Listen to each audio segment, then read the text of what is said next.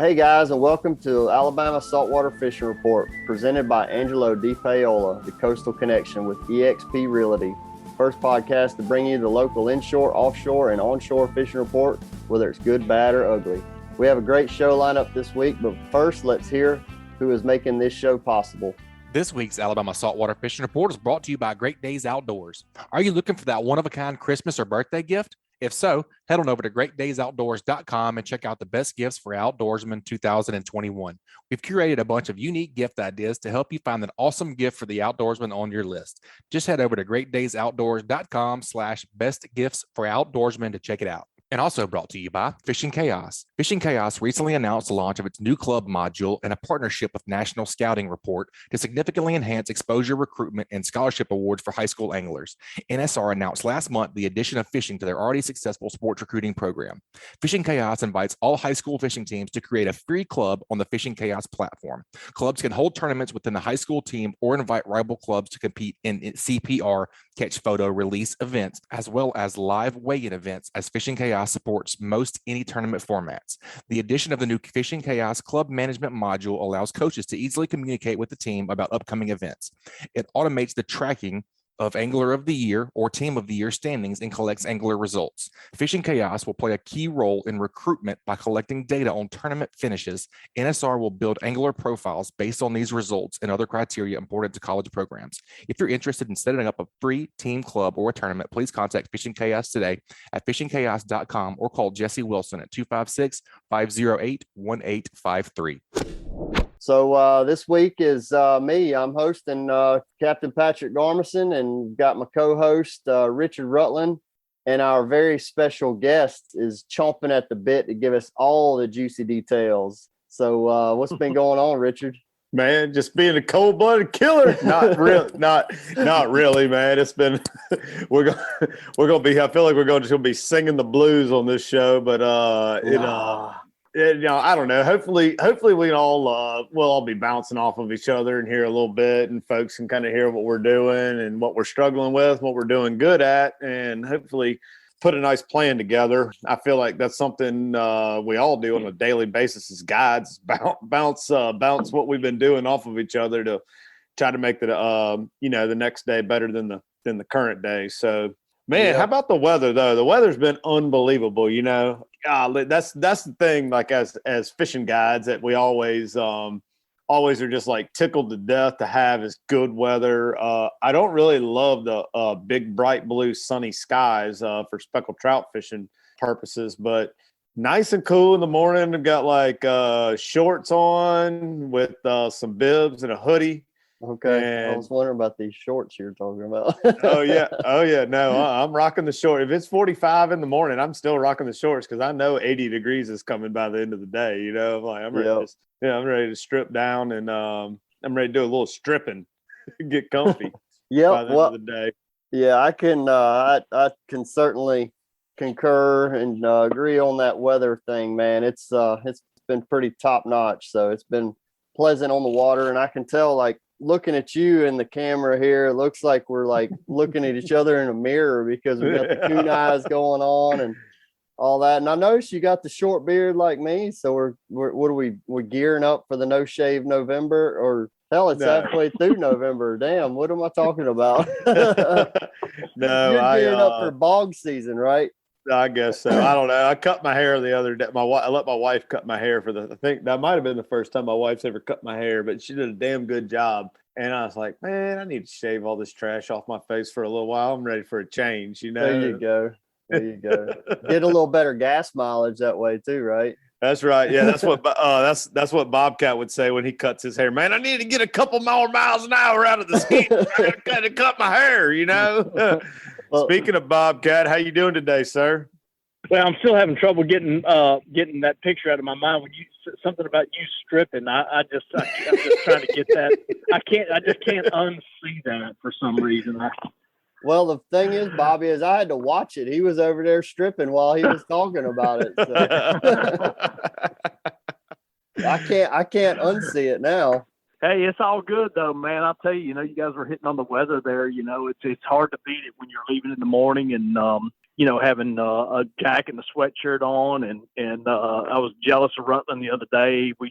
We ran into each other at the launch, and I had jeans on and he had shorts on, and I was going like, man, I'm smarter than he is. When we left in the morning, by about 9 o'clock or 9:30 in the morning, everybody was dripping with sweat, But that's this time of year. We've done it, man. We, you're leaving in the morning and it's cool, and and then it warms up big time. I finally got smart today and wore shorts, and and started out with wind pants on and whatnot. But the whole moral of that big story right there is, that's what's happening a little bit, I think, with the water temperatures you're getting. Sunday morning I fished and had 58, 59 degree water temperature. And then I came in today when we finished up today and it was almost 66, and that's what happens. I think, this time of year is you get these big temperature swings in the water, and it really confuses the fish as much as us. We don't know what to wear, how to act, and that sort of thing. And, that's kind of what I'm seeing. I had an epic day on Sunday when it was really cold. We left the dock, it was 39 degrees, and had a great day and had pretty good day Monday. Targeting some bigger trout, and then Tuesday had a great numbers day, and then today it just felt like everything kind of spread out. Fished basically the same thing I fished yesterday, and instead of catching 4 fish at a time, 360 degrees around the boat, we're making 5 casts between bites. Fishing the same pattern and that sort of thing, and I think it has a lot to do with the water temperature and the way it spreads the fish out, and I think that's what goes on. And it goes on every year. It's the same thing, it's this time of year. It's confusing, there's fish to be caught, but you got to really pay attention to those kind of things and kind of set your sights on, and your goals on what the day's going to be like, One thing I would, recommend, especially if you're fishing this weekend, we're going to get some cooler weather, but also on this moon it seems like, and I don't know what you guys feel like, but it seems like at least the last few days for me, we could have quit at 9 o'clock. We had the majority of our fish by 8:30, 8:45, 9 o'clock. We could have knocked off, and I think that's partly a function of the moon that we're on, partly the way the tide cycle's working. But, if I had a tip for some of our listeners before we get too much into the forecast is get up early and get out there, because that's when the bite's going to be around this moon. Usually it's pretty early in the morning. Yeah. With the speckled trout in mind, for sure, that's a lot of what I've seen this week is the bite really just tapering off right as that tide bottomed out, which is about what you're talking about 8:30, 9 o'clock, 9:30. And then then that moon, once it starts doing its thing, man, the fish are, I don't know. It just seems like they get a little lethargic or whatever once that tide starts pulling in. At least that's what I've seen, regardless of what species I was targeting. But Bobby, I wanted to ask you a little bit, kind of break us down on what areas in general are you fishing? North, south, west, a little bit of all of it, and then maybe a little bit about the tactics. Are you going all popping corks, shallow water stuff? Are you mixing in any deep water? What you got? Well, I've been mainly staying up to the north, in the northern end of the bay, the tidal rivers up in the north and up in the delta. And, by far the majority of the fishing, because that's about what we've been mainly, because what we've been throwing is shrimp imitations under popping corks. But I had a trip Monday. We fished and targeted more of tried to target some more bigger fish, and didn't even throw popping corks and threw slick lures. And it's not quite there yet. We still had 16 trout, and 14 of them were what I would have called good trout, throwing slick lures. So it's getting to be that time to where you can, use that slick lure if you don't want to worry about numbers, and catch numbers and that sort of thing, and throw that slick lure. That's only going to get better as it gets colder, I think, and a lot of these shrimp get out of here. The fish will get more onto those fin fish. But, to your question, it's been almost exclusively popping corks with voodoo shrimp. I had a lot of help from the birds on Sunday, a lot of big flocks of birds. I mean, I'm talking about big, like dream flocks of birds, and it'll help put us on some fish. Because some of the areas that we're fishing up there that you guys know all about is they're so vast. If you're not getting help, in the terms of fish signs, which would be birds or fish slicks and that sort of thing, you got to have some wind at least to blow you to move the boat, or you're going to have signs of those fish. And we had that Sunday, and that led to that that really, really, really great trip we had on Sunday.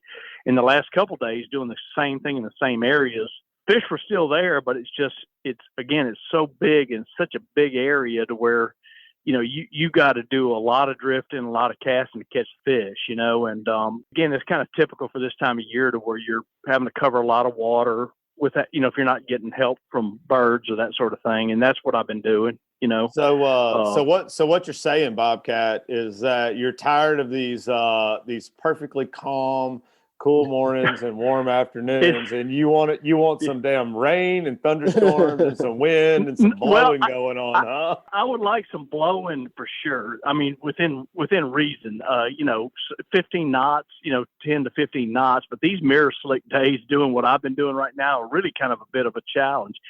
I keep telling the anglers that I got with me, it's great on the anglers because we can move around real easy, not get beat up, not have stuff blowing all over the boat, but it's really tougher on the fishing if you're doing the shallow water fishing that I've been doing, so I would prefer to have some cooler weather and a little bit of wind. Not within reason, but just having some wind blowing and that sort of thing to kind of keep the water moving a little bit. And of course that turns the fish on, which runs the bait to the surface, which, gets the birds to feed, and the other thing and this goes on all the time. They're going, why aren't the birds feeding? Well, the birds aren't feeding because the trout aren't feeding. The reason that the birds are diving is because the trout are running the shrimp to the surface.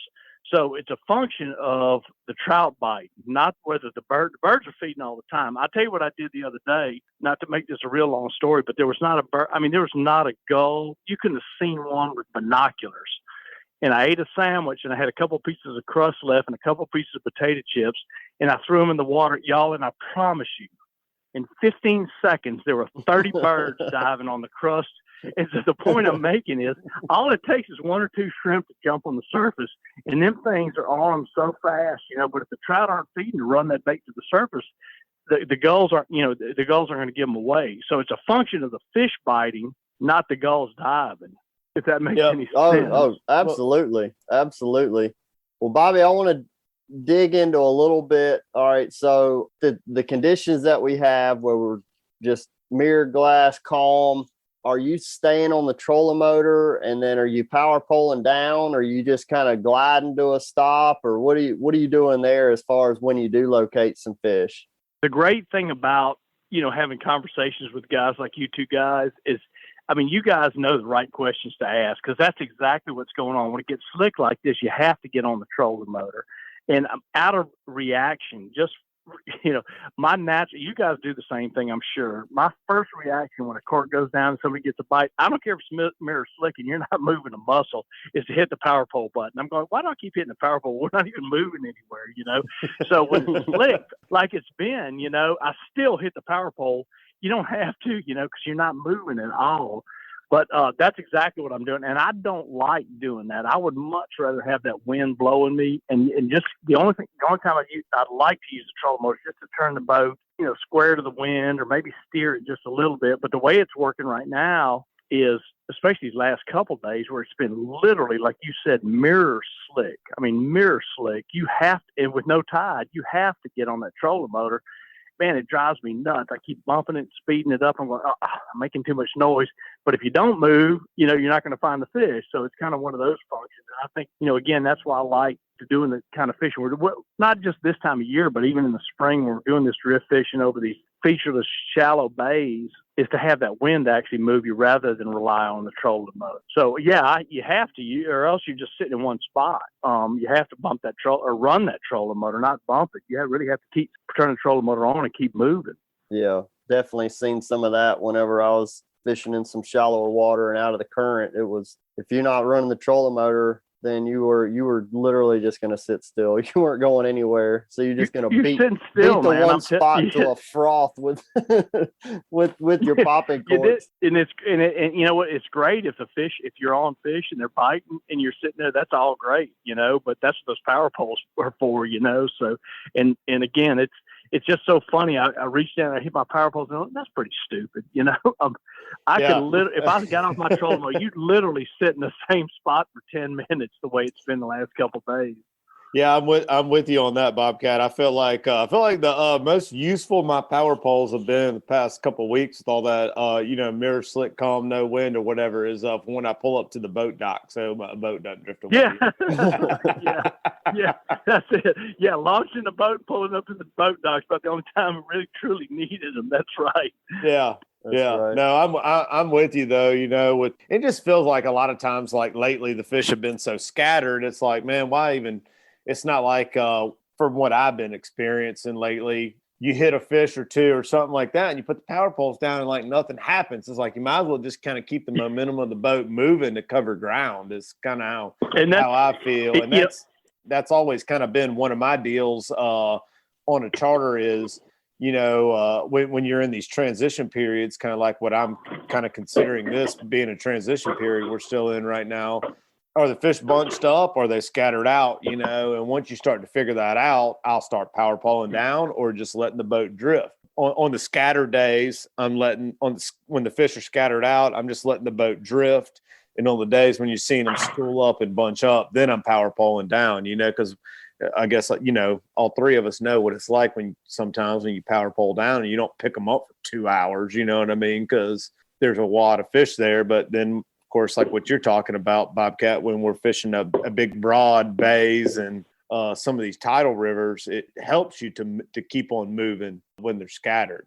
And and I'll tell you what happens with me, and this is just me being me, is I was just mentioning, I do it out of habit. And usually after about 3 hours or 2 hours or whatever of putting the power poles down and realizing that you're not on a school of fish, it takes me about 3 hours. You guys probably figure it out a lot quicker than I do. I'm still about 2 or 3 hours. And finally, after about 2 or 3 hours, I go like, I ain't putting them poles down anymore. I'm just going to keep going because I know we're only going to catch 1 or 2 fish here, But it just drives me crazy when somebody gets bit not to hit the sticks, But especially the last couple of days, again with no wind and the way that the fish have been spread out, it's just there's no need to, It's just you just kind of keep moving because you're going to get 1 or 2 fish here. You need to move a little bit further, 15, 20 feet, and throw a little bit ahead of the drift or the direction you're going, and hopefully, and you're going to catch another one, but you don't need to stop, and I think when it cools off, these cool snaps that we're getting ready to get in the next couple of days, I think you're going to start to see more of that, schooling activity occur again. And I saw it on Sunday. It was an epic day. It was the way it was supposed to be, and so it tells you that those fish are going to react to that cold weather or the cooler weather, the cooler water temperatures and stuff. So they're there and they're ready to do their thing. We just need the cold weather. Hey, Bobby, I got a question. So say a guy or gal was fishing Saturday or Sunday and got in on some of that really good action. Here comes the weekend again. If you were in that big of a stretch of being able to fish from, 7-day stretch, do you think someone could utilize some of that they found the week prior, despite the tides being different? Like maybe say they found a flock of birds working somewhere. Do you think it's safe to go right back to some of those areas, even if they're not seeing that same activity, being that it was 7 days later and a different tide? Or do you think they still should be running, gunning, looking for life? Great question. I would say, if there wasn't some kind of dramatic weather change, kind of like what we had Sunday, you could do it. And I think that's going to be the case for the next probably couple of weeks. So even though we're going to get some cooler weather, I don't think it's going to be dramatic enough to move anything. So what I would do if I was only fishing on the weekends, and say last weekend and you were on something like that, this coming weekend, I would at least start there, and start looking for those kind of things. And I did for sure the last couple of days. I went back to the same stuff with no help whatsoever from the birds, and the fish were still there. They were just a lot more spread out, probably not nearly as active either, but so yes, I would say definitely at least start that way and then start making some adjustments from there. I was going to say that's a great point, unless something drastic happens, where you have like water temperature like drop. like a freeze or something. It has to be something real dramatic. Because the water temperature right now, I'm sure y'all are seeing about the same thing. We're seeing about it like I don't know, a 5 to 7, 8 degree difference between what it looks like in the morning to what it's looking like when we're coming off the water at like noon or 1 o'clock, and so it's really going to drastically that whole window, like we're seeing like, I don't know, 61 degrees in the morning and seeing 67, 68 degrees in the afternoon or whatever. That whole block is going to have to move good 10 degrees for me to want to start doing something different than what I'm doing the previous day. Something, like you said, drastic to it's going to have to be a big change like that, like you're talking about, to completely change everything. It'll be noticeable too, I feel like, because you're kind of talking about your bird activity.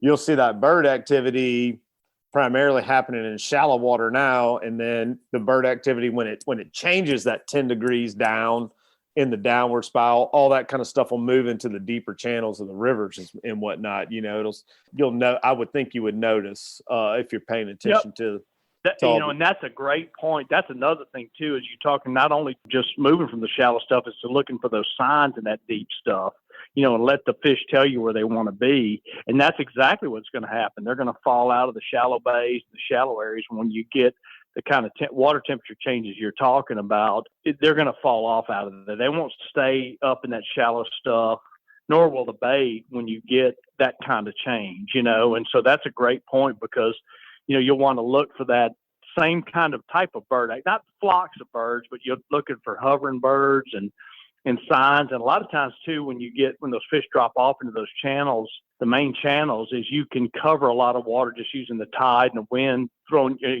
by this time you're taking your popping corks off, but throwing your jigs and that sort of thing, and to locate those fish. So that's a great point, because it's not going to be the same deal in the same places. And this kind of gets back to Patric's question a minute ago, is if we had the kind of changes that Richard was just talking about, no, I would not go back there. If we were going to have a freeze in the middle of the week, if you caught fish up in a shallow bay on Saturday and we get a freeze in the middle of the week, the following Saturday, no, I wouldn't go back there. That's the kind of thing that you'd want to look for. And that's what's going to happen when we get some really cold weather. All right, Bobcat, that was some good stuff. But before we move on, I wanted to we talked a lot about boats and how we're using our boats and our equipment and stuff. Why don't you tell our listeners about what you're using, what you're scooting around Mobile Bay with, and some of the tools that you're helping you catch more fish? My boat's a 23-foot Skeeter, which they call their SX230. It's a 23-foot Skeeter bay boat. It's a true bay boat, and I run the 250 SHO Yamaha on it. Man, it is like a fishing platform from, can I say holy hell or can I say holy heck? Can I say holy heck? I can say holy hell. But anyway, it's a great fishing platform. Patric, I don't think you and I have fished on that boat. Richard's fished with me a number of times on that model boat, and it's just an incredibly stable fishing platform. A lot of cockpit room, which I love, because as you guys know, some people don't like getting up on the casting decks like we do. You and I, us guys, we live up on those casting decks. But anyway, my boat's got a lot of moving around room. It's a very stable boat, and it rides good, nice heavy boat. It takes the chop real well. And of course, we've talked a lot about trolling motors and power poles, and I run a Minn Kota trolling motor with twin power poles on my boat, 8-foot power poles on my boat. And man, those are the tools. You said tools. Those are the tools that we use. That's what gets it done. Besides the rod and reels that we're using and the baits and everything else, man, that's like a big key component for us. And the stuff that I got on mine, I just absolutely love. They work well. We're fishing as many days as we're fishing every year, and they just keep on working, and just great equipment to help us, catch fish. Like you mentioned, it's, those are the tools that get it done for us. So you didn't mention a fish finder. So you just have a blank dash on your boat. You don't even have an electronics at all. He uses his nose. He smells them. He smells them. He's like a dog. It's fun. I'm telling you, he's joking about it, but it's true. I don't know about all that part, but I can tell you this. The guy on my boat today had never even seen my electronics, and we were trying to figure out how to tell me what the tide was doing on my electronics, and he had to show me how to do it. He's never even used one. That's how bad. Unlike you guys, you guys can do everything on your electronics. I can barely turn mine on. I'm lucky in the morning when I leave if mine's on. You know what I'm saying? So, matter of fact, a lot, especially fishing up north in the Delta, the last couple of days there's been a little fog. It's probably the only reason I've even remembered to turn mine on to help me navigate with it. So I can usually tell you, I'm probably telling on my age here a little bit. Of course, everybody knows I'm old, but usually I can tell you within about a foot how deep it is in just about any river around our system, as well as all the bays and stuff. So I don't very rarely have my sonar on, and I can't remember the last time I've had my side imaging on. And when I get in the boat with Rutland and I hear Patric talking about, well, we found this school of fish using our scanner, their side imaging. I'm like, what? You gotta be kidding me.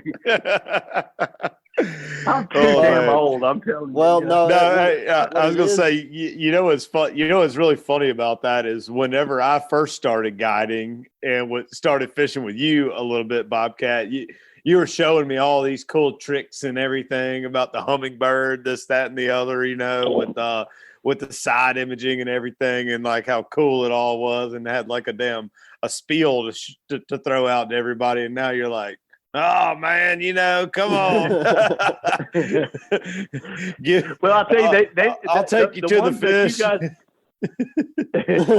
The ones that you guys have on the way you use them now, the way you guys are using them now is way, way, way, way different than than it was just 10, 12 years ago. You know, when side imaging first came out. You know, I'm calling BS. I tell everybody Bobby Abruscato taught me how to use side imaging. Okay.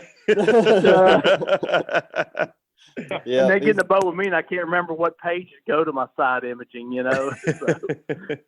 Well, of course, side imaging doesn't help a whole lot when you're in 2 to 4 feet of water, which is seems like I've spent most of my life in. You know, but you know, it's a great tool. It's a great tool. I don't really use mine a whole lot. I don't use it a whole lot, except maybe during the summer when I'm doing some structure fishing. But you guys use them the way they're supposed to be used, you know, and so if you have the opportunity to get good electronics on your boat, it's definitely a useful tool. Well, man, I tell you one thing, just kind of hit on what you're talking about with your Skeeter there. I do enjoy fishing on that Skeeter, like you were talking about. It's super stable boat, even for a 23-foot boat, and that's kind of the nice thing about that 23 you have is it's very stable. You know, you can get like all, 3 or 4 anglers all on one side of that boat, you know, and it's not tipping over to the side and feeling like you're going to fall out of it.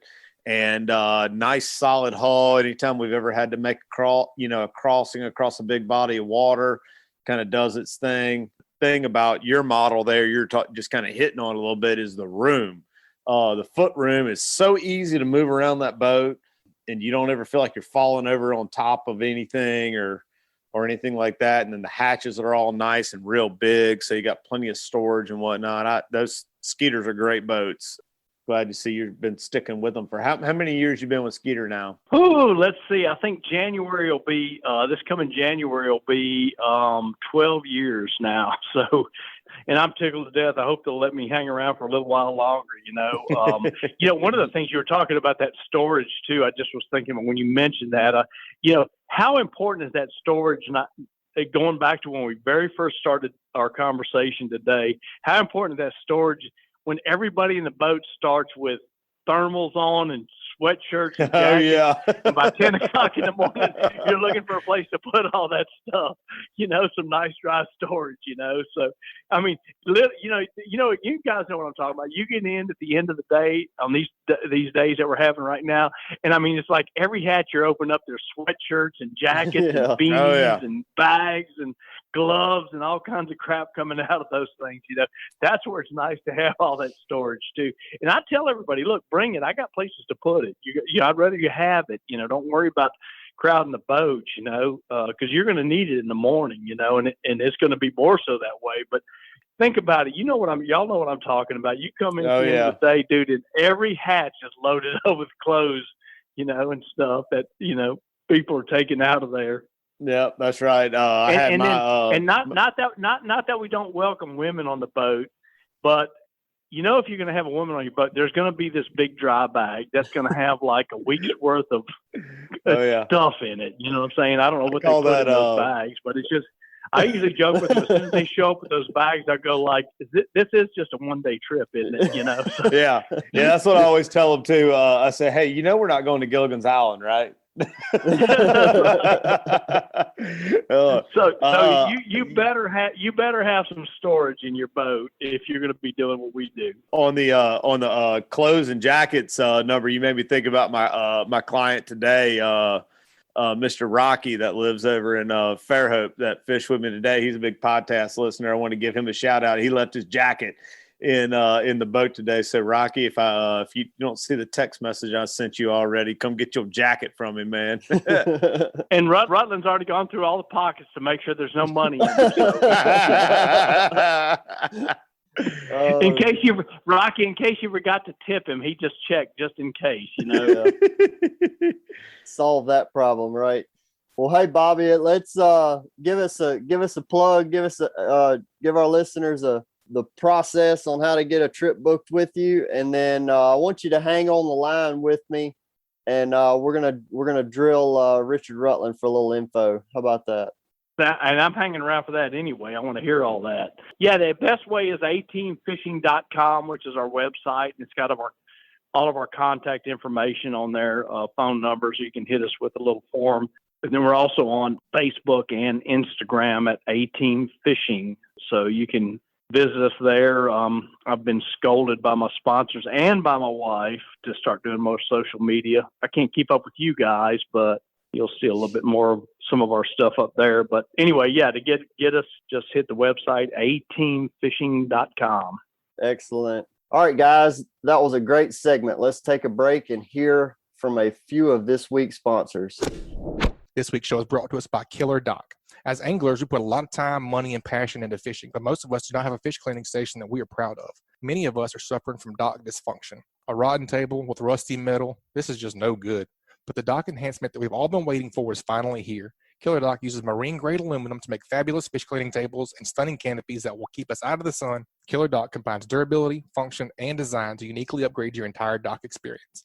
Visit KillerDock.com to see more. And also brought to you by Mustad Fishing. Today, 1 in 4 hooks in the world is made by Mustad Fishing. The Mustad brand can be found in over 160 countries and covers all disciplines of fishing. Now more than just a hook manufacturer, they have expanded their product range over the years to satisfy every need of the modern fisherman and woman. They understand that anglers like you would never accept anything less than premium quality, which is why they hold themselves to that same standard. See why Mustad is the best-selling hook brand in the world. Enjoy 25% off your next order at mustad-fishing.com by using code GREATDAYS at checkout.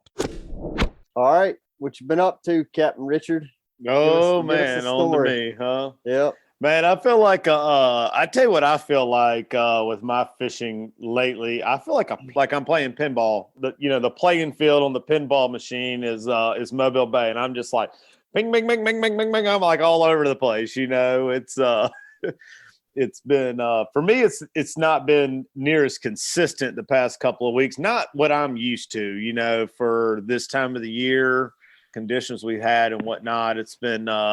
I wouldn't say we're not catching fish, but we're not wrecking fish like I would suspect we should be doing this time of year. So I'm singing like I kind of opened up the show with. I'm singing the blues a little bit with the fish and having some really banner days here and there. It's not been wide open any one place for me. So I've been moving around a lot. I've been fishing. I guess you can consider the canal, the third tidal river on the west side of Mobile Bay. So Fowl, the canal, Dog River, the Delta, Mobile River. Went down to Dolphin Island today. Had a pretty good day down to Dolphin Island today. It was a lot of fun. Found a few trout first thing in the morning, and then started looking for some bull reds. And I had to search around for a little while, but once I found them, it was a lot of fun. We got out on the Gulf Beach right behind some sandbars, and we're able to sight cast several fish out there on the slick lure. I tell you what, Patrick, you and I were kind of comparing notes a little bit before we got on the show here. And I don't know, for what it's worth to the listeners, we were seeing schools of anywhere from 6 to 15 or 20 redfish in a school, and I was using a Fishbites grub a jig head, they wouldn't hit it. It was something, and just kind of fishing it on the bottom. We caught one fish out of about 15 really good casts. Got one fish, and I was just kind of thinking, man, they're being spooky or something, I don't know. It was the boat or something like that. And anyway, I was like, man, I'm gonna try something different. I grabbed a slick lure, put a little bit of Procure on there to give it a little stanky stank, flung it out there in front of them, and man, like I literally twitched it one time, and boom, I got hit. And of course, I swapped over my customer, Mr. Rocky, this morning to a slick lure, and he started getting them. I mean, it was instantaneous. It was crazy, just going from working something on the bottom to bringing it up off the bottom a little bit, and like kind of working a suspended thing.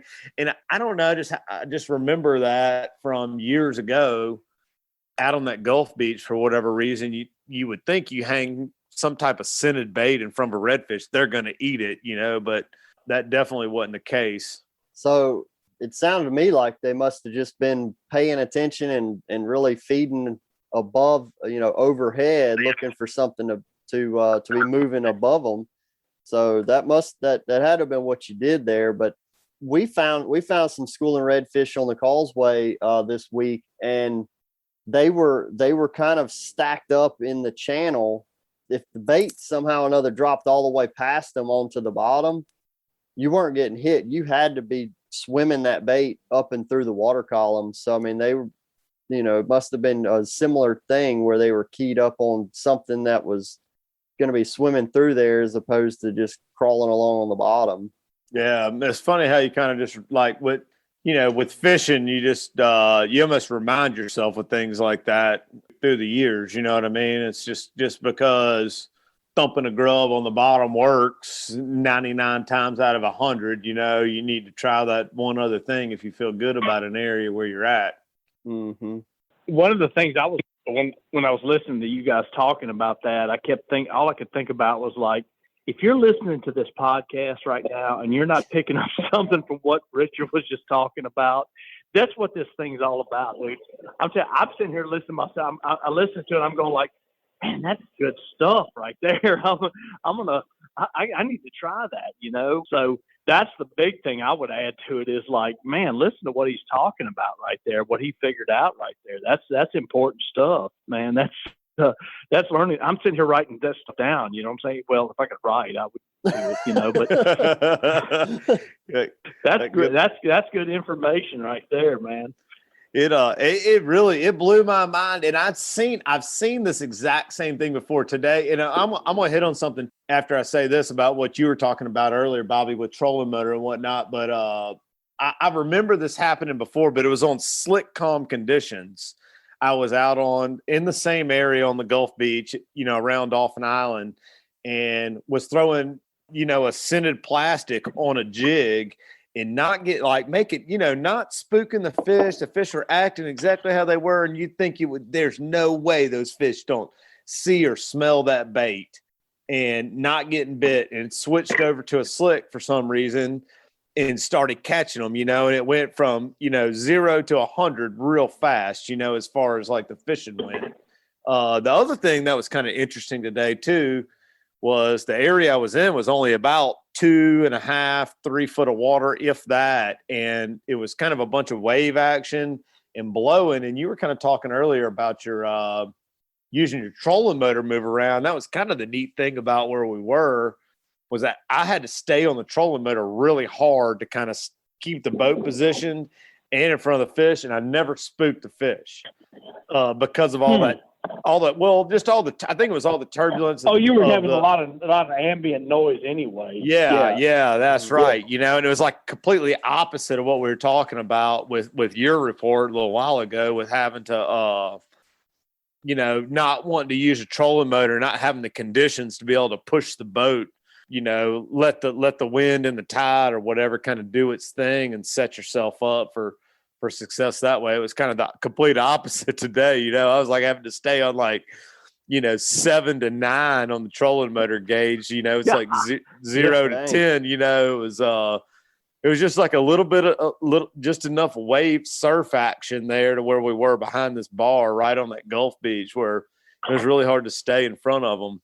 But man, there was a couple times I was just like, I wish I'd had like a good high resolution camera to take a picture, because it was like literally like 150 redfish just like littered across this bar. You know, you can just see them all perfect.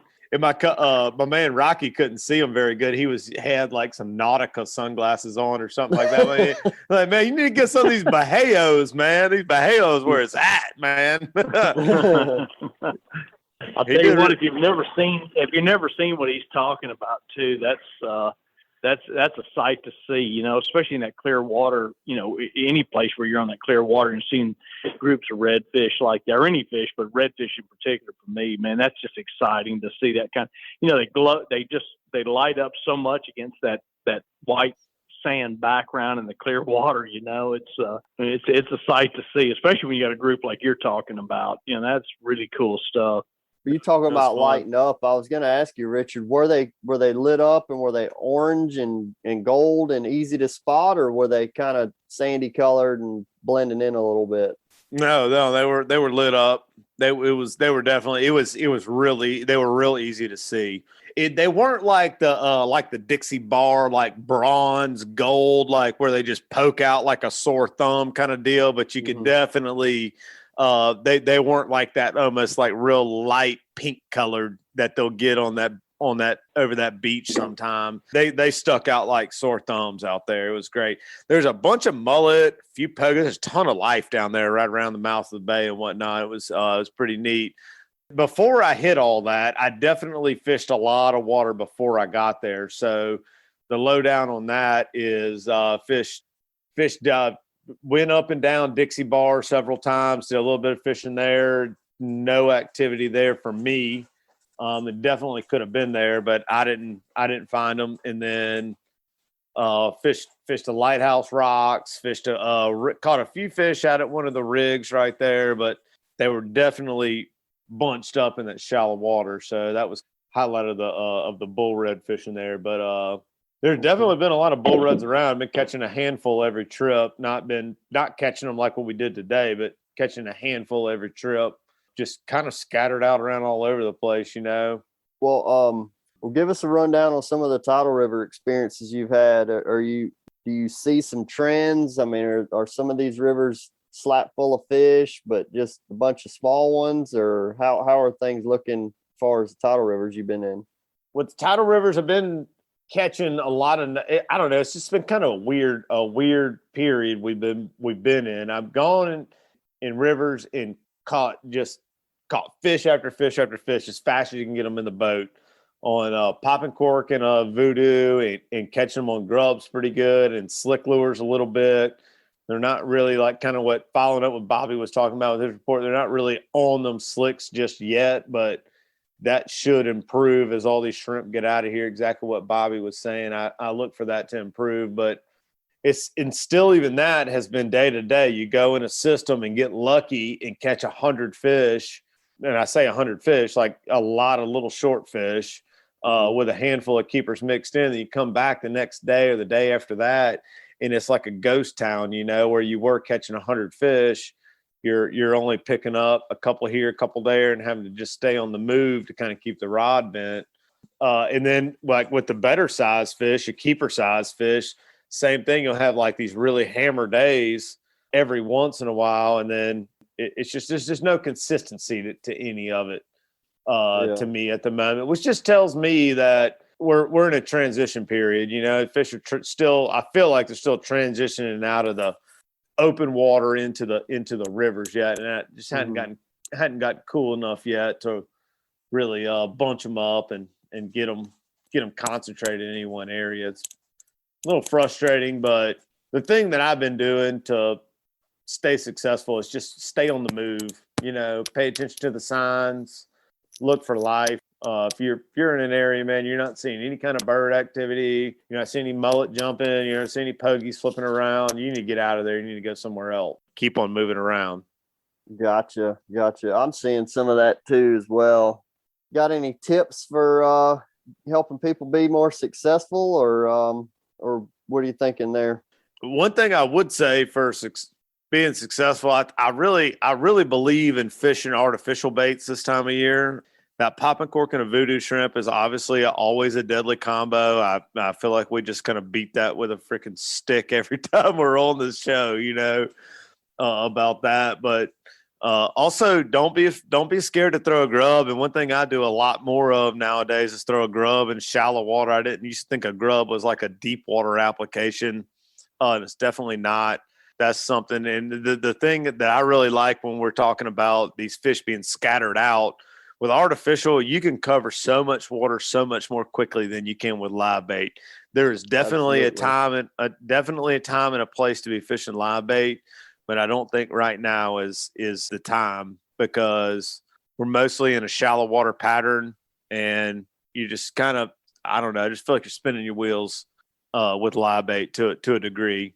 Now, that's coming from a guy that yesterday I did go into a deep water system and freeline live shrimp, and I caught a handful of fish. Now, I didn't catch a bunch of them, so it still works. Don't get me wrong, but I think right now, man, you need to be on the move. You need to be looking for the signs of life and start honing in on that, because what they always say, 90% of the fish are in 10% of the water, and there's a reason for that saying, absolutely. So pay attention to the signs. Absolutely. Bobcat, you got anything you need to drill Richard about before we move on? I got to sit here and rub this cricket on my neck, because the whole time I'm sitting there listening to y'all talk, I'm sitting there nodding my head going, yep, that's right. I got this cricket on my neck. I'm nodding my head, because he nailed it, dude. That's exactly what's going on. And that's the way to fish these transitional periods. And even though it's mid-November or something, we want it to be winter, or fall or whatever to go into this deal, but it's not. When you're catching fish, and there was a Patric sighting today. I know for a fact that Patric, at least at one point in his day, was on the outside. So and he's out there, he's catching fish, and Rutland's catching fish. We had the group trip the other day, and he catches fish on the outside, and I'm on the inside, which tells me that it's, we're still in this trend. A lot of these fish are still on the outside and hadn't moved into the river. So, we're still, as much as we want it to be fall or winter fishing, it's still transitioning, and it's a scratch your head type of time of the year. You know what I'm saying? That's the way you have to approach it. And I think you got to kind of leave the dock with that in mind. As much as we want to just know we're going to go right back there the next day and wreck them, it ain't going to be that way, So, everything y'all said just is dead on, man. Yep. Cool. Well, Richard, let's do the same thing we do with Bobby. Tell everybody about what your boat is, your equipment, all that stuff. How you make your living. Running a 25 Contender Bay. It's a 2020 model. Better get a good look at it if you see it soon, because she's gonna be gone. I got a new one coming in for too long, so I'm pretty excited about that. But love my boat, man. Love my boat. To me, my boat for me is very versatile about as far as where I can go and what I can do. I can go. Yeah, because he goes out there and catches tuna one day in that boat, and then he goes and catches trout and flounder the next day. Yeah, that's pretty versatile. Hey, that's what you call versatile. I had to throw that in. Yeah. Hey, well, thanks for putting. You call versatile, right? Thanks for putting your foot on the gas for me there, Bobcat. I appreciate that. But that's what I love about it, is that I can absolutely go and float in a foot and a half of water across a flat and do a bunch of damage in shallow water, and then easily go offshore. And I guess I proved with the hull, you can go any distance you have the balls to go in, that as far as you want to go, and catch anything you want to out of it. That's what's really neat about it to me.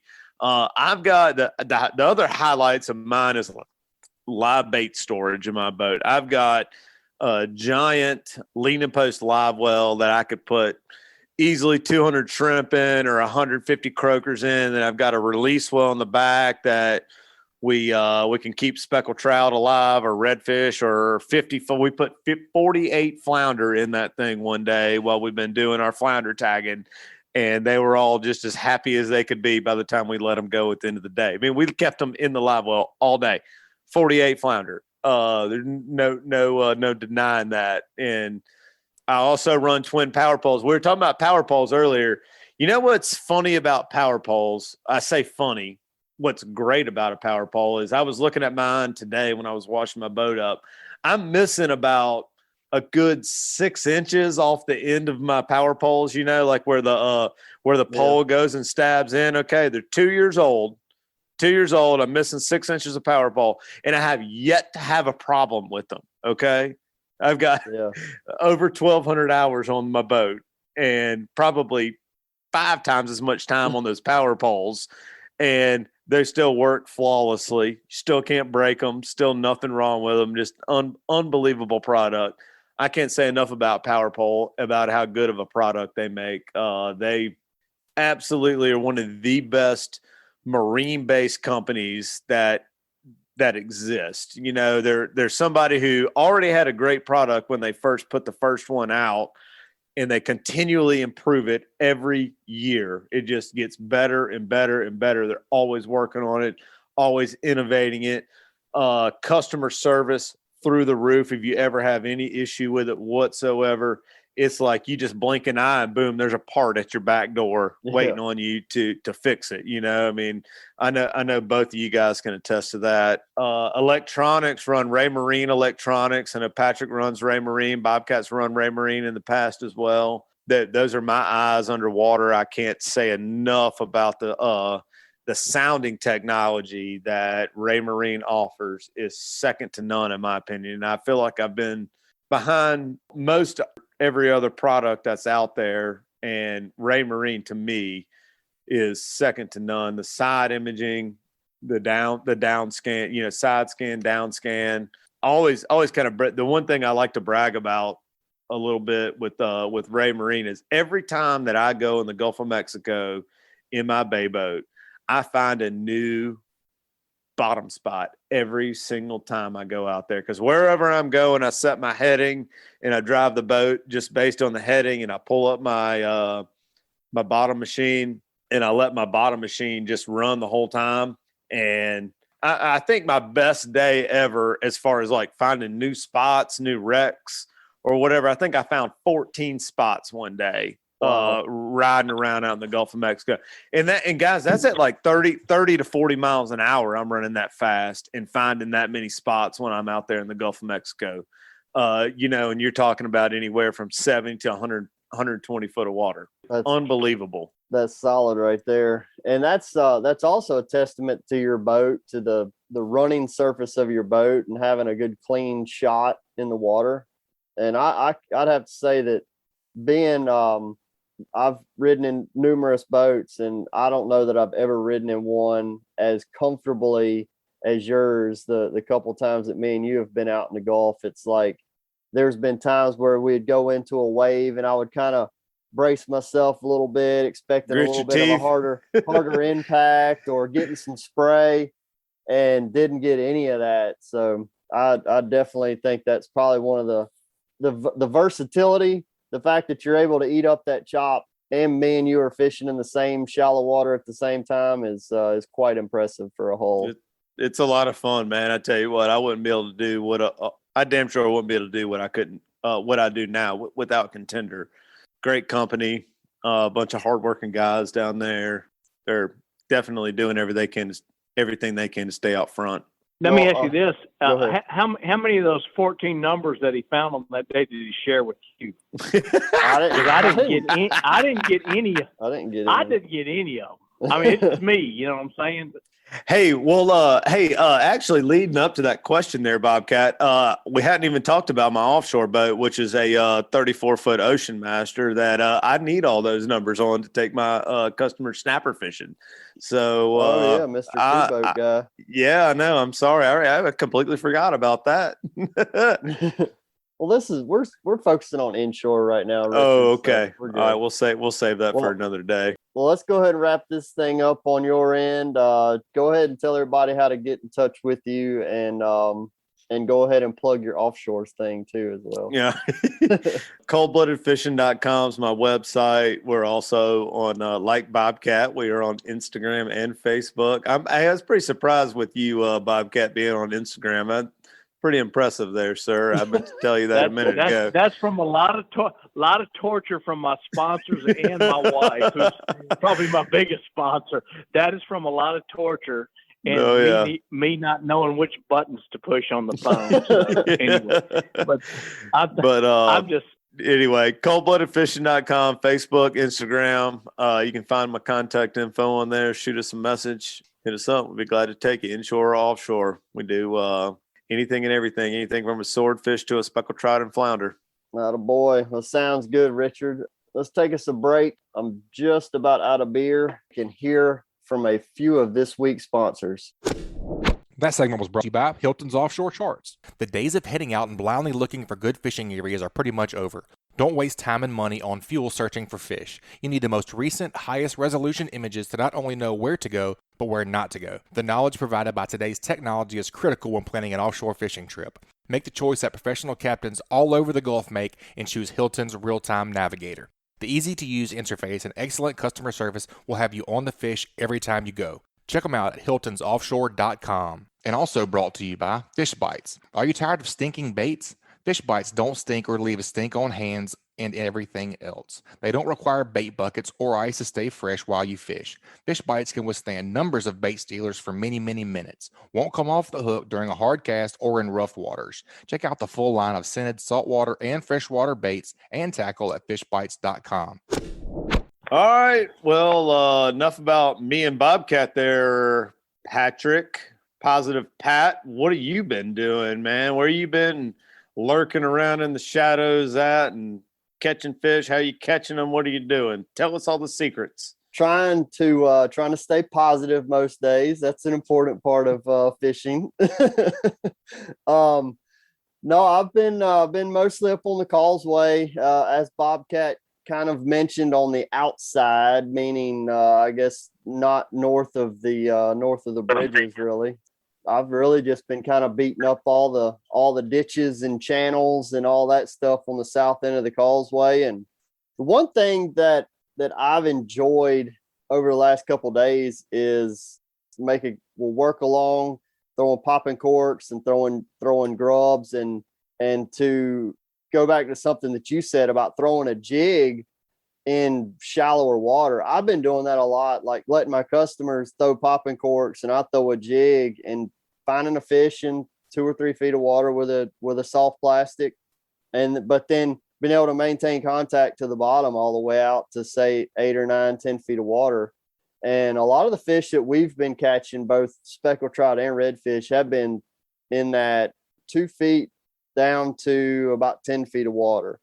So I am starting to see some of these fish starting to kind of slide off into some deeper areas, but nothing just like gangbusters, just light setting the world on fire, just running across and maybe find some slicks or something popping up and setting up a drift in the current and drift down to where those slicks are. Starting to see a lot of pogies. That has seemed to have kind of progressively gotten more and more pogies in the area, which I love to see pogies. I feel like the bigger trout and the better quality redfish are often with those pogies or real close to them. So that's always very encouraging for me to see. And a lot of times when we're finding the fish, it really, like if someone gets a bite on a popping cork, even if it's over 6 or 8 feet of water, you can throw a grub in the same area and catch 1 or 2 fish. Have not been able to just stop the boat and catch 10 or 15 or 20 or nothing like that in any one area. But it's not uncommon to catch 2 here and 5 there and 6 here and stuff like that. And a lot of short fish are still kind of keeping the rod bent for us. But as far as in the speckled trout's concerned, at the end of the day, you end up scratching out 30, 40, 50 fish, depending on what kind of anglers you had and what kind of action you found on. But that's been kind of the nuts and bolts of it. And I've been, a lot of the bait shops are keeping some shrimp on hand now, and I'll throw a few live shrimp in the boat. And if things get slow on trout and redfish, I'll go hunt me down a sheephead and bend the rod on some sheephead. I've got some areas that set up well on when the tide goes slack and starts to turn. We can get a little action there and put a tasty sheephead in the box for those that are looking to take a few fish home. Speaking of sheephead, I have this state record. Oh man, that's good. I was out at the lighthouse today. I was trying to catch some redfish at the lighthouse, and kind of after I fished a couple little sections of the lighthouse that I'm real confident in, or that I have some confidence in, I said, well, I'm just going to kind of make a lap around this thing and look at my electronics and see if I see a school of fish or whatnot. Anyway, I was kind of just, the water's beautiful down at the bottom of the bay right now. Like you can see down like 6-8 foot. And I was doing a little lap around it. And I swear I saw like a swarm of like 20 sheephead on the north side of and they were like, not like little ones, they were like big 5-6 pounders. Just kind of, they were almost up on the surface, like they were just kind of milling around doing their deal at the, and then also while we were trout fishing this morning around some docks and stuff down there, I was seeing sheephead the whole time that we were down there. So definitely something going on with sheephead right now. I like to call that my get out of jail free card this time of year. So when those specs and reds don't want to cooperate, or heck, maybe they cooperated real well, and we just want to mix things up before we take it to the dock. Something else for us to pull on. They are very tasty. Yep, they do well for us. But anyway, that's really the basis of what I've been doing. I've had a lot of friends that are starting to get itchy and wanting to get up there and fish the Delta and stuff. And they're calling me and asking me, hey man, how's it going? What should I do? And really the number one tip that I'm giving all of them is if you're not getting bit, you better just keep moving. And it's like, I was asking Bobcat about, whether or not to power pole down on a bite.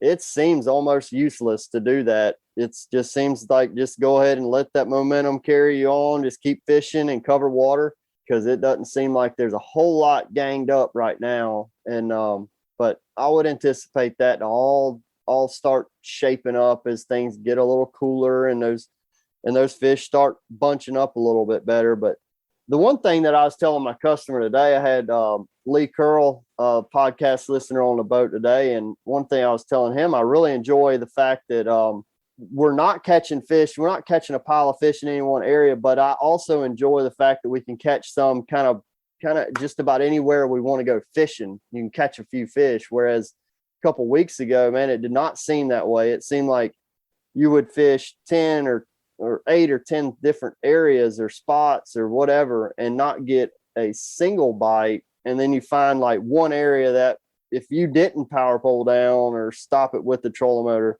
then you were probably just going to get 1 or 2 out of that group. Whereas the fish were bunched up pretty well for us. So I'm going to jump in there a little bit too on that same subject. We talked and I may have mentioned this already when we talked, we were talking about that today, just making these big, long blind drifts and, with no rhyme or reason anywhere and catching fish. And to me, that's encouraging, when you're doing that, like you're talking about, because I think I'd have to think back. I think maybe one little wild guess place I stopped at, we didn't catch fish, but every place we fished today, we caught fish, but doing exactly what you're talking about. And I think that is encouraging, on the heels of what you said, there's knowing, that we got a lot of fish, all through the area. I mean, we just basically covered north of the interstate to out into the bay to where Richard fished today, and everybody caught fish, you know what I'm saying? So, I think that's encouraging, not only just drifting the areas and catching fish, but the fact that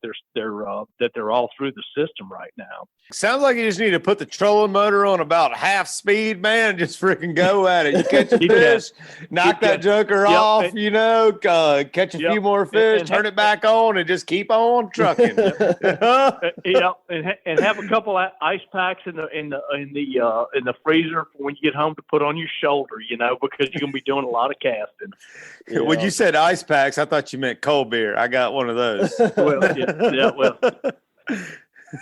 Oh, that's good stuff. Yeah, Pat, tell us about your vessel, what you run, how you get around catching all these fishes, catching state record sheepy goats, man. Damn, I'm glad you mentioned that. He's been dying to talk about that. He keeps. Hey, and I'm jealous. If you can't tell, I'm jealous. No, dude, jealous doesn't even explain it for me. Okay, like literally, if you told me, "Hey, man, we'll give you a state record if you just cut your arm off or something like that," I'd be like, "Hey, go on and get the knife ready." You'd be one arm Richard. Hell yeah, one arm dick. That's it. Come on. Oh yeah. So boat, Blue Wave 2400 Pure Bay, powered with 300 Yamaha twin power poles, Ray Marine Axiom Pro, like Richard is running, and then I have a Motor Guide XI5 on the bow of my vessel. Things I like about my Blue Wave are a lot of the things like Bobby mentioned about with his boat, with storage and walk around room. I feel like my 24-foot boat is one of the biggest platforms as far as just walk around space in a 24-foot boat. Ample storage. There's hardly a drop of space wasted on a Blue Wave, and very good, easy access to the bilge. Man, just a stable platform. I can have 3 and 4 guys lined up on one side of the boat, and it barely tips at all. Huge release live well in the back. I've got a live well leaning post on mine, and then also have a smaller live well on the front. So I have 3 live wells on my boat. If y'all haven't noticed already, I like to throw a little live bait every once in a while. So it is nice to have. Yeah. Hey, that's what I want. This is what I want to know, Patrick, with your 3 live wells you got on your boat there. What is your top speed with your live wells filled up and then with them empty? So it's got to be like 10 miles an hour, because you probably got, I'm just going to guesstimate you probably got about 15-gallon live well in your front, probably a 25, 30-gallon live well in your leaning post. And like that back one is like, nice. I could take a bath in that thing. It's so big. You got to have like 800 pounds of water in that boat when you've got them all filled up. And I've seen them all filled up before too. Yep. The Yamaha does a good job at pushing it and keeping it going. But no, I don't know what kind of weight I have sometimes unnecessarily carry around, but it's and then I load my fish box is in the bow. That's the one thing about that Blue Wave is I put a lot of ice in there to where I have plenty of ice to last through the day and keep my fish on ice and everything. That boat really, really likes a lot of weight in the back. So when I have customers sitting in the back and only that release well full, that's when that boat runs the fastest. But when I start putting all my gear in the front and all the live wells full and starting to weight it down in the midsection and up into the bow, she starts slowing down a little bit. But yeah, you sound like Bobcat in that Skeeter, man. Bobby's coming in right now. I can tell he's coming in hot. But it's still over 50 miles an hour, even with a maximum load. I've had that boat with, let's see, this is my 3rd 2400 Pure Bay.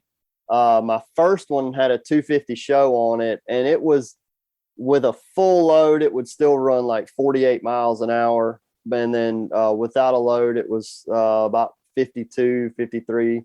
And with this one, the way it runs, it's 50, like 55, 56 on with regular fishing weight, which I've never ran that boat not like full of gear. So, yeah. But it does 56 and with a absolute full of gear, full crew, it's 52, 53 miles an hour. So yeah, so basically a few miles an hour slower than the Contender, right? It unfortunately, yes. He just had to put that. He had to put that in there. He had to put that in there. Well, Richard, see, I know how to screw with Richard, and I just have to bring up my state record, and he knows how to screw with me. There we go. Talk about his faster boat. That's when it gets real. That's when we both get real quiet. Mm-hmm. We got nothing. Yeah. We got no response for that. No. I'm still fishing hard for ladyfish, man. Hard. I tell you, I catch it. I net every one of them. That's about it for me. I guess if people want to get up with me, check out my calendar. You can go to uglyfishing.com, click the book now button. That'll take you to my calendar. You can see all my availability. You can book it online, or you can give me a call or shoot me a text, 251-747-1554. And I have y'all way beat on this social media talk. I'm in Facebook, Instagram, Twitter, TikTok, LinkedIn, YouTube, and I feel like I'm probably leaving one out. So he what we call a sophisticated fisherman, huh? I like it. I'm actually writing all that stuff down right there. I'm going like, what are these things he's talking about? Mm-hmm. That's what we need. We need Bobcat. We need a Bobcat on TikTok and that silver hairdo on TikTok. Oh yeah. He can make millions. Yeah, first of all, you got to tell me what TikTok is. You'd have to explain what that is to me. You know what I'm saying? Just hit the app store on your phone there, and you'll be wide open. Okay, don't worry. Then I got to figure out what the app store is on my phone before I can even do it. Bobcat does a tutorial for every aspect of this discussion. Hey, you know what? That's what's actually absolutely great about fishing. Is we've got folks that are Patrick and I are about the same age, and then we have Bobcat who's acting like he's a lot older than he really is. And I put Bobcat up on this pedestal. I call him the Godfather. Okay, and Patrick and I got gray hair. Yeah. Patrick and I are trying to like follow in his footsteps and trying to keep up.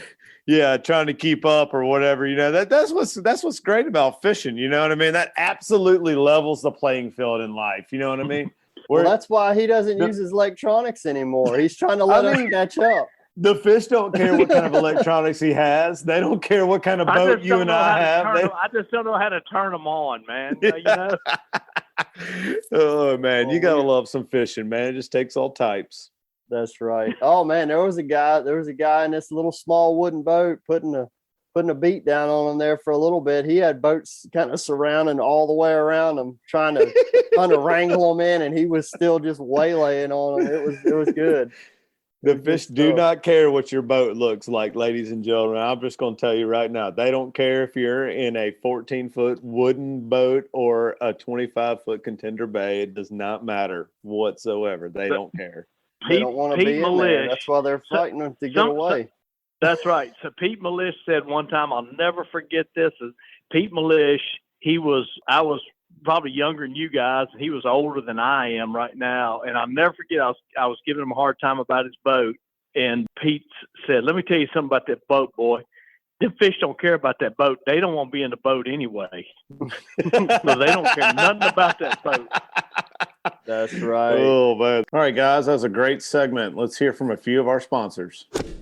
The Hunting Exchange. In this day and age, we all know it's a struggle to sell hunting equipment on a large social media platform, and that's where the Hunting Exchange steps in. Hunting Exchange is an app for iOS and Android that gives you a one-stop shop to buy and sell your hunting gear. Whether you're looking to sell your bow, broadheads, technical apparel, stands, saddles, or anything in between, this secure platform allows you to buy and sell gear with confidence. As a buyer, each dollar you spend is insured by PayPal, and as a seller, there are no hidden charges like other platforms, and listing items is also free. Gone are the days of having listings removed from Facebook and worrying about being banned and removed from groups for wanting to sell something as simple as your bow or knives. So head on over to the App Store or Google Play and experience a new hassle-free way to buy and sell hunting gear by downloading the Hunting Exchange app today. And also brought to you by Foster Contracting, Fortified Roofing Pros. Do you need a new roof? Do you have wind or hail damage? You may qualify for a free roof. Foster Contracting will inspect and provide you with an estimate, stress-free, and they will handle your claim with your insurance. Your roof is your first line of defense this storm season. Sit back, relax, and enjoy your day. Foster Contracting has you covered. Check them out at www.fortifiedroofingpros.com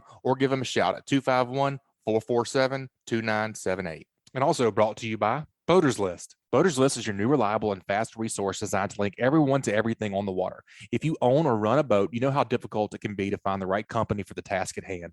Boaters List makes it easy to find the service that you are looking for. Locate anything from fuel docks to service repairs or rentals of large yachts, even down to paddle boards and all things in between. BoatersList.com will always strive to make it better on the water.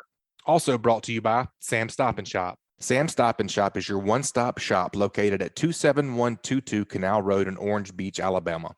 Sam's has a little bit of everything, including a deli, inshore, offshore, and surf fishing tackle. They also have bait, clothing, groceries, name brand sunglasses, and so much more. Sam's also has tackle experts and podcast contributors Chris Veche and Dusty Hayes on hand to answer any questions you may have about any type of local fishing and can also repair your rods and reels if necessary. Stop by and shop or call them at 251-981-4245 today. Well, guys, got any final tips to our listeners? If not, we can wrap this thing up here in just a minute. I think you just said it all right there. Listen, man, listening to this stuff, just reading between the lines of what you guys were just talking about. I mean, your whole report there, right there. There's so much information in between the lines. If you listen there, not just the specific stuff, but if you listen between the lines on this podcast, you pick up so much information. These two young guys were joking about me, but I'm telling you right now, I'm sitting here listening to them going like, ooh, that sounds like a pretty good idea. I'm going to try that, because this is real stuff. It really works, so that's what I'd leave you with. The only thing I was going to throw in there is just like kind of the one thing I've heard all three of us say on here is, just about the fish kind of being scattered, transition period, whatever you want to call it, man, stay on the move right now. You don't want to be sitting in one spot for too long. If you ain't catching, you ain't doing something. You know what I mean? You need to be moving. You know what I mean? If you're not feeling the warm and fuzzy, like I can pretty much tell you when I get to an area, if I feel like you have a good feeling or a bad feeling, look at the signs. If you're seeing bait flipping around, you're seeing life, seeing bird, a little bit of bird activity is enough for me right now. You know what I mean? Because I've been in plenty of areas where there's been zero of any of that. So just stay on the move, until you find them, and then slow it down and start fine tuning things. I will go a little bit further on like the bird activity. This morning, I was making my way to where I was planning to start. And this is before sunrise, but good light where you could see. And I noticed there were seagulls really kind of circling around in this one area. They were not hitting the water at all. There was no sign of life on the water surface. I backed out of the throttle and just kind of started letting the current push me along. And I was like, guys, let's go ahead and fish for a little bit. I just feel like something might be up because these birds woke up as soon as it got light, and they came to this area for a reason. And we set up, made a drift, and we only caught 4 fish in that area, but it was an area I hadn't really spent any time in. But the clue was that those birds were there early in the morning. They had planned on finding something to eat there. Anyway, that was a little clue that I saw that many people may leave the dock with the plan to go to this one spot or this one area that's going to set up for them. And I was at least slow enough to be observant to see those birds working around. And that was, we talk a lot about birds, and there's so many different ways to get, allow them to help you find fish. I like it. Yeah, a lot of it too is kind of what you're talking about. That I call them scout birds. I swear, there's those birds, and you just mentioned it right there too about they know that there's something around there. They're not flying around there just because they like to fly and expend energy. So without dwelling too much on that, that's a great point. I mean, you can't run past, especially this time of year, like we've just been talking about, with everything being so scattered. When you see those kind of signs like you're talking about, you have to stop and at least check them just for a little while, which is another advantage like Richard was talking about, of not having that bait using artificial bait. It's a lot easier to make about 10 quick casts with artificial bait than it is if you had to put a shrimp on every time. And kind of just hitting on what Patrick was just saying too, and you as well, Bobby. Man, it never hurts to just, like, when you see what you're talking about, Patrick, some birds kind of hovering. I mean, I'm always looking at the birds this time of year. You see some hovering or swirling a little bit or just kind of almost acting interested. It don't stop. It don't hurt to stop and just hang out for 10 minutes and make a few casts. You know what I mean? Like on your way to where you thought you were going, and just see if anything happens. All it takes is like keeping your eyes glued and seeing one little shrimp jump over in one little area, and man, you could be done fishing by 6:30 in the morning. You know what I mean? Get well real quick if you hit the right thing. Yeah, That's it, man. you got That's that it. right. All right, guys, that was a great segment. Let's take a break and hear from a sponsor. This week's show is brought to us by CCA Alabama, a great way to support conservation projects like the Claude Petit Flounder and Speckled Trout Hatchery in the University of South Alabama Cobia Tagging Project is through the purchase of a distinctive CCA Alabama saltwater fishing license plate. You guys head over to Alabama Department of Revenue's distinctive license plate page at revenue.gov to get yours. Well, cool. Well, thanks for hosting us today, Patrick. Yeah, thanks for Butch laying out, being a bum today. So we got to take over the show. Heck Hey, yeah. as good of a job as you did hosting it, man, he may be maybe those kind of deals. He's going to fire you because you're doing too good of a job. You know what I'm saying? You're going to work him out. You're going to work him out of a job. You never know. You Well, never shoot, know. all he does is go fishing with the three of us anyway, all the dead gum time. So Yeah, that's right. Well, all right, folks. Well, that's going to wrap it up this week. Subscribe, rate, and review wherever you listen to podcasts. If you'd like us to email you this podcast, just text fishing to 314-665-1767. Again, just text fishing to 314-665-1767 to subscribe to our email list, and we'll send you the new show each week. Y'all keep whacking them. This Alabama Saltwater Fishing Report was brought to you by Hilton's Real-Time Navigator, bringing you the highest quality online satellite fishing chart since 2004. Your source for sea temps, altimetry, currents, and watercolor at hiltonsoffshore.com. And also brought to you by Test Calibration. Test Calibration is your source for sales and service of diesel turbochargers and fuel injection systems since 1976. Contact them at 800-822-0057 or visit them online at testcalibratindieselandturbo.com. And also by MB Ranch King hunting blinds and feeders are built to last right here in the USA. They offer high quality, easy to use corn and protein feeders that can be filled with both feet on the ground. Call Kevin today for more info or a quote at 205-807-2937. MB Ranch King, built in the pursuit of perfection. This week's Alabama Saltwater Fishing Report brought to you by me, Angelo DePaola, The Coastal Connection. Find us online at thecoastalconnection.com. And also brought to you by Advanced Transmission in Spanish Fort. Give the professionals a call who have been trusted on the Gulf Coast for over 25 years at 251-626-6061 or check them out online at www.advanced-transmission.com. And also brought to you by the Alabama Marine Resources Division. The Alabama Marine Resources Division reminds all recreational anglers that gray triggerfish, greater amberjack, or red snapper must be reported through Snapper Check prior to landing the fish in Alabama. For more information about Snapper Check, please visit outdooralabama.com. And also brought to you by SunSouth. For quality John Deere equipment affordably priced, visit your neighbors at SunSouth. Visit your local SunSouth and check them out on the web at www.sunsouth.com. And also Bucks Island. They have new pontoon boats, bass boats, bow riders, and aluminum boats for sale. They provide boat service on all kinds of boats, even if they weren't purchased from Bucks. Visit them at 4500 Highway 77 in Southside, Alabama, or give them a call at 256-442-2588. And also brought to you by Mustad Fishing. 1 in 4 hooks in the world is made by Mustad Fishing. See why they're the best-selling hook brand. Enjoy 25% off your next order at mustad-fishing.com by using code GREATDAYS at checkout.